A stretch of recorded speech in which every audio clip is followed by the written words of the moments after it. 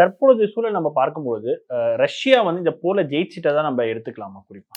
ரஷ்யாவை ஒட்டி இருக்கக்கூடிய பகுதிகளில் ரஷ்யாவுக்கு எங்கெல்லாம் வந்து ராணுவ ரீதியாக ஒரு பெரிய அனுகூலம் இருக்கோ, அந்த இடங்கள்ல அது வெற்றி. ஆனா இந்த வெற்றி கூட மிகப்பெரிய உயிரிழப்புக்கு பின்னாடி வந்திருக்கு. வடகொரியாவிலிருந்து வீரர்கள் வருகிறார்கள். அந்த வீரர்கள் அங்கு இருப்பத வடகொரிய அதிபரும் ஒப்புக்கொண்டிருக்கிறார்.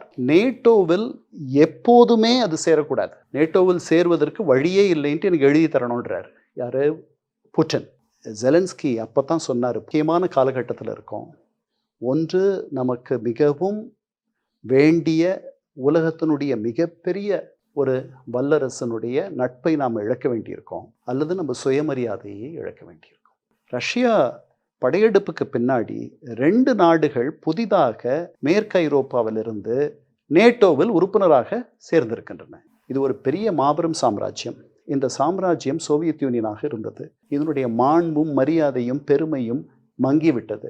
அந்த மீண்டு போனதுல எவ்வளவு முடியுமோ நாம் மீட்டு ஒரு அகண்ட ரஷ்யாவை இந்த ரஷ்யாவோடு இணைத்து விட வேண்டும், நான் போறதுக்கு முன்னாடி அப்படின்ற ஒரு எண்ணம் அவருக்கு இருக்கும்னு நினைக்கிறேன். அவர் யுக்ரைன் ஒரு நாடாவே இருக்கக்கூடாதுன்னு சொல்றாரு.